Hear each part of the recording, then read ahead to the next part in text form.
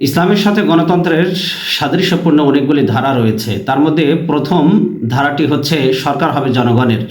গণতন্ত্রে রাষ্ট্র কোনো ব্যক্তি কিংবা পরিবার বা গোষ্ঠী অথবা কোনো শ্রেণী ও দল বিশেষের সম্পদ নয়, রাষ্ট্র জনগণের সম্পদ।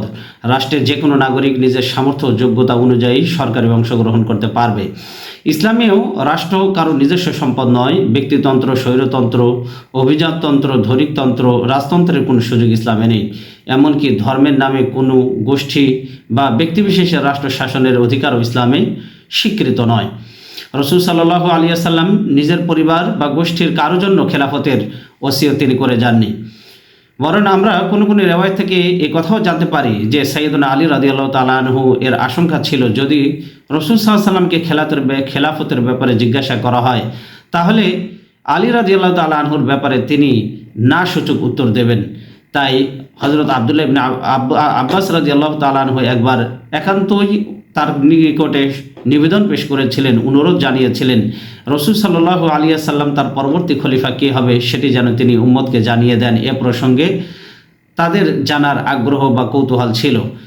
তো আলী রাদিয়াল্লাহু তাআলা আনহুকে যখন এই প্রস্তাব আব্বাস রাদিয়াল্লাহু তাআলা আনহু দেন যে রসুল সাল্লাল্লাহু আলাইহি ওয়াসাল্লামের পরবর্তী খলিফা কে হবে, তিনি খলিফা নির্ধারণ প্রসঙ্গে হযরত আলী রাদিয়াল্লাহু তাআলা আনহু বিন্দুমাত্র তিনি আগ্রহ প্রকাশ করেননি, তিনি জানার আগ্রহ প্রকাশ করেননি। খোলাফায়ে রাশিদুন রাদিয়াল্লাহু তাআলা আনহু রাসূল সাল্লাল্লাহু আলাইহি ওয়াসাল্লামের এই নীতিমালা কঠোরভাবে অনুসরণ করেছিলেন।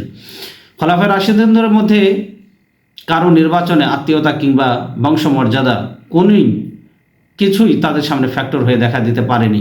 এমন কোনো খলিফা তার স্থলাভিষিক্ত হিসাবে নিজের পুত্রের নাম উল্লেখ করা তো অনেক দূরের কথা, নিজের আত্মীয় স্বজনের নাম পর্যন্ত উল্লেখ করেনি। ইসলামের দৃষ্টিতে যে কোনো মুসলিম নাগরিক খেলাফতের দায়িত্ব ও কর্তব্যসমূহ সুচারুরূপে পালন করার যোগ্যতা রাখে।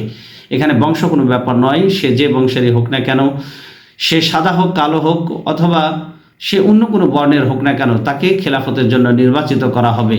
অর্থাৎ কোনো মুসলিম নাগরিক খেলাফতের দায়িত্ব কর্তব্যসমূহ যদি তার পালনের যোগ্যতা থাকে, সে যে বংশেরই হোক না কেন, তার গায়ের রং যাই হোক না কেন, তাকে খেলাফতের জন্য নির্বাচিত করতে হবে।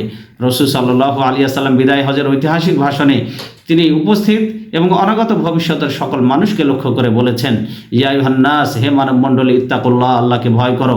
ওয়া ইন উম্মিরা আলাইকুম, যদি তোমাদেরকে নিযুক্ত করা হয় আমির হিসাবে আবদুন হাবশিয়ুন মুজাদ্দাউন, নাক কাটা কালো হাবশি গোলামকে, ফাসমাউ ওয়া আতিউ, তাহলে তোমরা শুনবে এবং আনুগত্য করবে, মা আকামা ফিকুম কিতাবাল্লাহ, সে আল্লাহর নির্দেশ অনুযায়ী যদি তোমাদেরকে পরিচালিত করে থাকে, তাহলে অবশ্যই তোমরা তার কথা শুনবে এবং তার কথা মেনে চলবে। এটা রাসূল সাল্লাল্লাহু আলাইহি ওয়াসাল্লাম আমাদেরকে আদেশ করেছেন। তিরমিজির হাদিস 1706 নম্বর হাদিস, সহিহ মুসলিমেও সামান্য পরিবর্তন সহ এই হাদিসটি বর্ণিত হয়েছে। হাদিস নম্বর 3421 নম্বর হাদিস। মহানবী সাল্লাল্লাহু আলাইহি ওয়াসাল্লাম তার আজাদকৃত গোলাম জায়েদের পুত্র ওসামা রাদিয়াল্লাহু তাআলা আনহুকে রোমানদের বিরুদ্ধে পরিচালিত অভিযানে সেনাপতি নিযুক্ত করেছিলেন। এই অভিযানে কুরাইশ নেতৃবৃন্দ ছাড়াও আরব গোত্রের বিশিষ্ট সৈনিকগণ উপস্থিত ছিলেন। রাসূল সাল্লাল্লাহু আলাইহি ওয়াসাল্লাম তার কথা ও কাজের মাধ্যমে সারা দুনিয়ার মুসলিম উম্মাকে, তার উম্মতদেরকে জানিয়ে দিতে চেয়েছেন। সেটা হলো যে সরকারি কর্মকাণ্ডে অংশগ্রহণের একমাত্র মাপকাঠি হলো যোগ্যতা এবং সামর্থ্য। এখানে ব্যক্তি পরিচয়, বংশীয় কোনো প্রথা, পারিবারিক ঐতিহ্য এক্ষেত্রে মুখ্য নয়, বিবেচ্য নয়। রাসূল সাল্লাল্লাহু আলাইহি ওয়াসাল্লামের ইন্তেকালের পর তার খলিফাগণও এই নীতিমালা কঠোরভাবে মেনে চলেছিলেন। ইসলামের প্রথম খলিফা সাইয়েদনা আবু বকর রাদিয়াল্লাহু তাআলা আনহু রাষ্ট্রের কোনো পদে কাউকে নিয়োগ দেওয়ার সময় কোনোরূপ স্বজনপ্রীতি ও গোত্রীয় যে সংকীর্ণতা রয়েছে, গোত্রীয় যে চিন্তা, সেটাকে তিনি কখনোই প্রশ্রয় দিতেন না। তিনি তার খেলাফতকালে নিজের গোত্রের কোনো লোককে রাষ্ট্রীয় কোনো পদে তিনি নিযুক্ত করেননি। এমনকি তিনি বিভিন্ন প্রদেশের গভর্নর এবং কর্মকর্তাদের এ ব্যাপারে সতর্ক থাকার কঠিন নির্দেশ দিতেন। যেমনটি আমরা আবু বকর রাদিয়াল্লাহু তাআলা আনহুর জীবনী থেকে জানতে পারি, ইয়াজিদ ইবনে সুফিয়ান নামক একজন সাহাবীকে তিনি আমির নিযুক্ত করে শাম দেশে প্রেরণ করেছিলেন। তিনি যখন শাম দেশে প্রেরণ করার প্রাক্কালে তিনি যে কথাটি বলেছিলেন, সে কথাটি ইতিহাসের পাতায় চির অম্লান হয়ে থাকবে।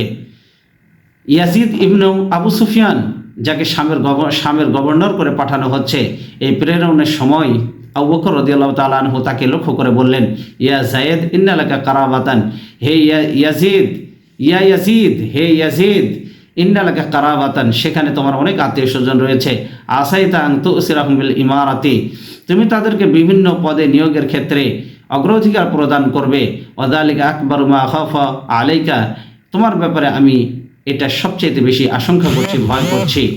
ফাইন্না রাসূলুল্লাহ সাল্লাল্লাহু আলাইহি ওয়াসাল্লাম, অথচ রাসূল সাল্লাল্লাহু আলাইহি ওয়াসাল্লাম তিনি বললেন, ক্বালা মান ওয়ালিয়া মিন আমরিল মুসলিমিন, নবীজি সাল্লাল্লাহু আলাইহি ওয়াসাল্লাম বললেন, যদি কোনো মুসলিম ব্যক্তিকে কোনো কাজের দায়িত্ব দিয়ে যদি কোনো মুসলিম উম্মার আমির নিযুক্ত করা হয়, আর সে যদি আত্মীয়তার সাথে সংশ্লিষ্ট কোনো ব্যক্তিকে উক্ত পদে অর্থাৎ মুসলিমদের কোনো কাজের গুরুত্বপূর্ণ দায়িত্বপ্রাপ্ত হওয়ার পরে তার আত্মীয় স্বজনের কাউকে যদি সে রাষ্ট্রীয় কর্মচারী হিসাবে নিযুক্ত করে, তাহলে আবু বকর রাদিয়াল্লাহু তাআলা আনহু তিনি বললেন, ফা আম্মারা আলাইহিম আহাদান মাহাবাতান, যদি আত্মীয়তার কারণে তুমি তাকে যদি আমির মানে রাষ্ট্রীয় কর্মচারী হিসাবে নিযুক্ত করে থাকো, ফা আলাইহি লানাতুল্লাহ, আল্লাহর লানত অভিশাপ তোমার উপর বর্ষিত হবে।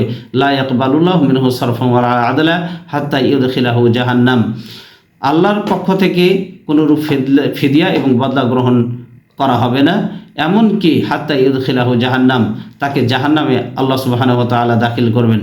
আমি আবার পড়ছি হাদিসটি, ইয়া ইয়াজিদ ইন্নালাকা কারাবাতান, হে ইয়াজিদ, সেখানে তোমার অনেক আত্মীয় স্বজন রয়েছে। আসাইতা আন তুসরাহুম বিল ইমারাতি, তুমি তাদেরকে বিভিন্ন পদে নিয়োগের ক্ষেত্রে অগ্রাধিকার প্রদান করবে, আমি এটা তোমার ব্যাপারে সর্বাধিক আকাঙ্ক্ষা পোষণ করছি, ভয় করছি। ফাইন্না রাসূলুল্লাহ সাল্লাল্লাহু আলাইহি ওয়াসাল্লাম ক্বালা মান ওয়ালিয়া মিন আমরিল মুসলিমিন, নবীজি সাল্লাল্লাহু আলাইহি ওয়াসাল্লাম বললেন, কোনো ব্যক্তি যদি মুসলমানদের দায়িত্ব প্রাপ্ত হয় আর সে যদি ফাআম্মারা আলাইহিম আহাদান মাহাবাতান, আত্মীয়তার কারণে উক্ত পদে কাউকে যদি নিযুক্ত করে, অর্থাৎ রাষ্ট্রীয় কোনো কর্মকাণ্ডে আত্মীয়তার সূত্র ধরে যদি নিয়োগ প্রদান করে, ফা আলাইহি লানাতুল্লাহ, আল্লাহ লানত অভিশাপ তার উপরে বর্ষিত হবে। লা ইয়াকবালুল্লাহু মিনহু সারফান ওয়ালা আদলা, আল্লাহ সুবহানাহু ওয়া তাআলা তার থেকে ফিদিয়া এবং কোনরূপ বদলা গ্রহণ করবেন না।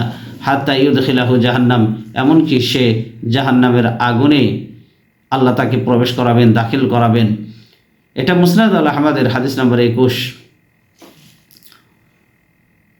তো এখান থেকে আমরা জানতে পারি যে গণতন্ত্রের সাথে ইসলামের অনেকগুলি ধারা সাদৃশ্যপূর্ণ, তার মধ্যে আমরা একটি আলোচনা করলাম, বাকি আরও 9টি ধারা, গণতন্ত্রের ধারা যেগুলি সরাসরি ইসলাম থেকে এসেছে, আমরা পরবর্তী আলোচনায় ইনশাআল্লাহ বিষয়ে আলোচনা করব।